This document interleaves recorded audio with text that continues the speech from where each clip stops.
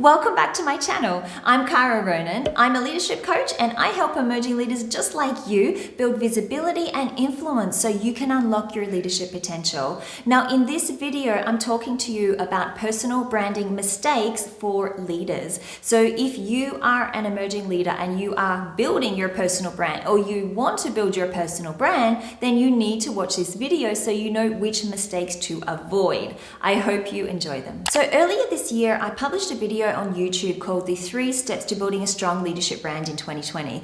Now this video has been so popular with you, the viewers of this channel. I wanted to create more videos around the theme of personal branding and leadership branding for you. So this video is going to be focused on the mistakes that you need to avoid. Now, as a leadership coach, I've worked with a lot of people on their leadership brand, and I've seen some great things that they have created with their leadership brand. And I've also seen many mistakes. When they first come to me, I've seen many mistakes that they have been making. And one of the things we do is try to overcome those mistakes and correct them.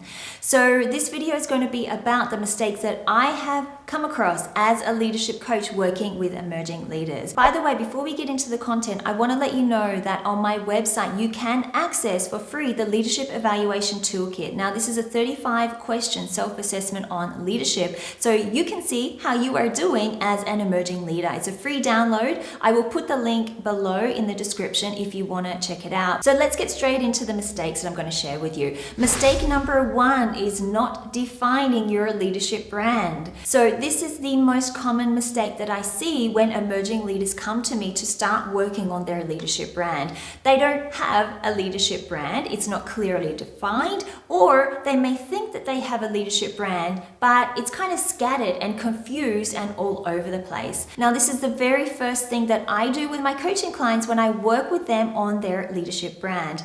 But a lot of people avoid it. Why? Because it takes time. It's hard work to define your leadership brand. It takes thinking, it takes research, and it does take time. So therefore, a lot of people avoid it. But that is not something that I want you to do. Why? Because if you avoid clearly defining your leadership brand, if you have a leadership brand that is not clearly defined, people will be confused. That's where it leaves people. It leaves people in a confused state. They don't know who you are. They don't know what you stand for. So when you're creating your leadership brand, these are the things that you really need to communicate to people: who you are, what you stand for, and what your values are, what the values are that you bring to a team or a company or even a client.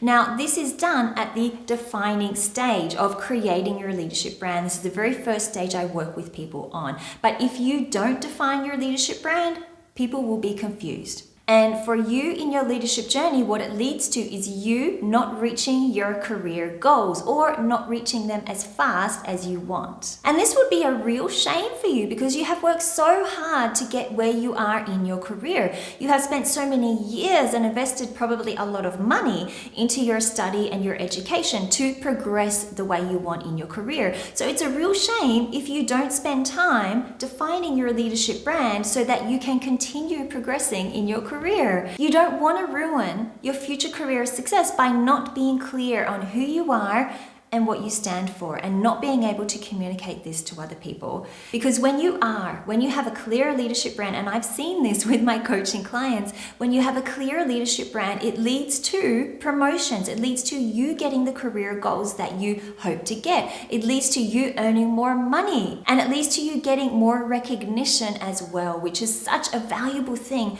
for so many professionals out there today. So what do you need to clearly define your leadership brand? Well, I'm going to share with you 6 questions that I go through my coaching clients with when I'm working with them. I'm going to share them with you right now. Question 1 is, what are your values? Question 2, what are your strengths? Question 3, what are your weaknesses?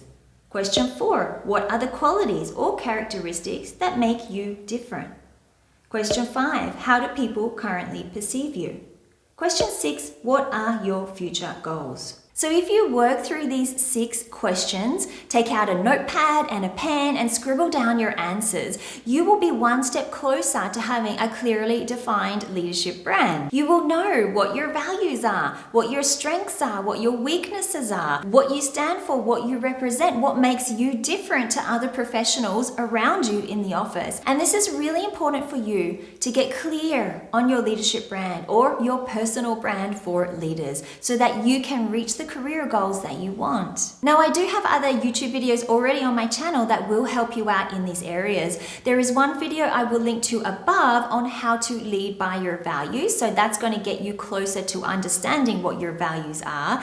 I have another video on how to start building your leadership brand in 2020. I will put a card on the screen above, and I'll put both of those videos below in the description so you can go and check them out. So mistake number 1 is not clearly defining your leadership brand.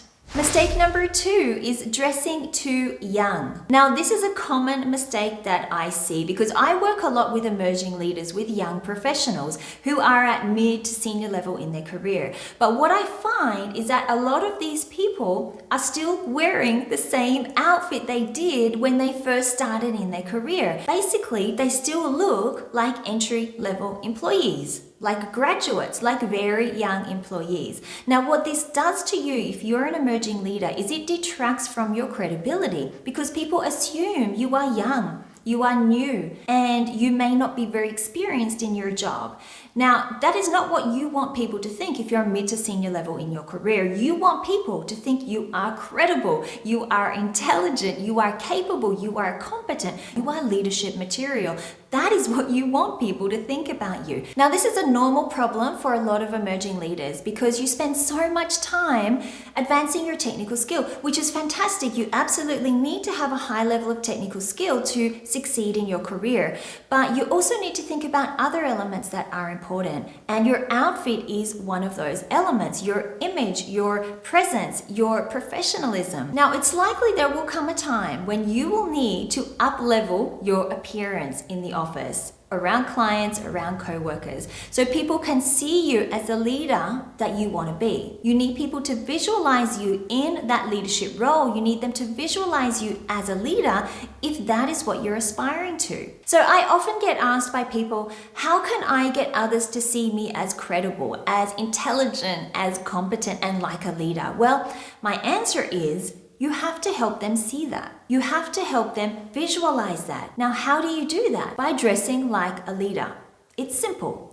Now, it doesn't take a lot of effort to do this. All you really need to do is make some very minor tweaks to your style. So what I would recommend people to do, if you are a coaching client of mine, I would recommend you to look at your office, look at the leaders in your office. What do they wear? And try to replicate some elements of their style. You don't have to copy exactly what they wear and look exactly like them. That's not what I'm telling you to do. But pick and choose some elements of their style that you like and that you admire. So for example, you may decide to wear more blazers or more jackets in the office. Maybe you go to the office very casual, but you might want to lift your level of formality a bit because that's what other leaders in your office wear. It's really about looking like an executive. And if you do want to learn more about how to create an executive wardrobe and how to look more like a leader, then I recommend you check out my video course, Business Etiquette 101. I'll link to it in the description below. The whole course is on how to develop your social skills in business. So we cover a number of topics including networking and conversations,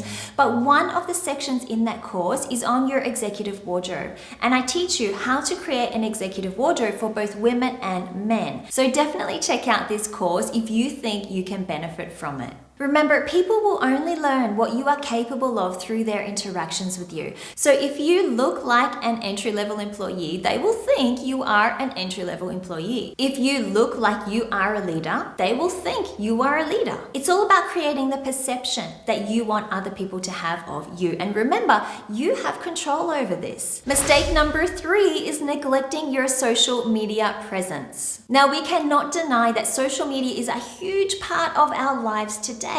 Whenever you are about to meet someone for the first time, I bet you Google them. I bet you look them up on LinkedIn. Or when you hear somebody's name, when you hear of somebody in conversation, you probably Google them as well. So if you do this for other people, I'm guaranteeing you other people are going to do it for you as well. Now, what they find online about you, is that going to make you look like a leader? So you really need to make sure that your profile, your comments, everything you put online is going to support your leadership brand and not detract from it. And that's one of the important things that I remind every client that I work with is that everything you do or say will either support your leadership brand or it will detract from it. And your online presence is a huge part of that, so you definitely don't want to neglect it. So what do you need to take care of? Well, you need to take care of your profile. That's where I would recommend you to start. I talk a lot about LinkedIn. LinkedIn is really the professional platform for career-driven people. So on LinkedIn, you want to absolutely have a profile, but on your profile, you want to make sure that your headline, your about section is written perfectly and very, very professionally. Now, if you want advice on how to write a great about section for your LinkedIn profile, I have a video on my YouTube channel about that. I will put it in the description below, and I'll put a card on the screen above so you can access it easily. Now, you also need to take care of your profile photo, your background banner, and make sure you have contact information in your about section or somewhere easily accessible on your profile. And all of this advice applies as well to Facebook, to Twitter, Instagram, to TikTok, to any other social media platform that you might be involved with. And the basic rule of thumb here is if people can find you online, on any social media platform, then hiring managers, future clients can find you as well. So you really need to make sure that any social media platform you are on presents the image and the leadership brand that you want. Now, I want to talk a bit about messages and posts that you can publish on social media. So you really want to keep it professional and make sure that it's in line with your leadership brand and in line with how you want other people to perceive you. Now, it doesn't mean you have to be business all the time. So LinkedIn is a business and a social networking platform, which means that you can add some elements of fun and excitement and of your personal life into your LinkedIn feed. I do that myself. And I know many successful professionals and many people on LinkedIn also do that too. So it doesn't necessarily detract from your leadership brand. You know, think about when you go to a networking event. When you go to a networking event and you talk with somebody, you're not going to talk only about business. You'll probably also talk about your hobbies, about your interests, about your holidays, about things that you like to do outside of the office. That is okay on social media. That is okay to do on LinkedIn. You just have to make sure everything you post doesn't detract from your leadership brand. You want it to support your leadership brand, but you don't want it to detract from it. Another important aspect is the comments that you leave. So you can comment on people's posts. You can also comment on other people's comments. Now, people in your network on LinkedIn, they will see this. They will see the comments you post and they will see the comments you post to other people's comments. Now, what I want you to do here is make sure that everything you comment is in line with your leadership brand. And please make sure you don't comment anything offensive, anything nasty, anything mean to other people. Don't go and bully other people. This is a huge problem on social media today. I want you to comment positive things, encouragement, add some value, add some positive value to other people's lives on social media. And make sure that everything you comment, every comment you post doesn't detract from your leadership brand. So there are the 3 mistakes that I don't want you to make with your leadership brand. The first mistake was not clearly defining it. The second mistake was dressing too young. And the third mistake was neglecting your social media presence. So make sure you avoid those 3 mistakes when you are creating your leadership brand. Now, I hope you enjoyed these tips. I hope you enjoyed these insights in this video. If you did like it, please hit the like button below. That will really help me grow my channel. Make sure you subscribe so you can get more videos and content like this in the future, and hit the notification bell so you can be notified of that future content. Now, I do have a podcast episode on this topic. I will link to that in the description below so you can hear more about what I have to say about leadership branding mistakes. And I will link or put in the description below the videos that I talked about in this episode so you can easily access them. Well, I really hope you enjoyed it. Thank you for watching my channel again. I hope to see you next week because I will be back with another video.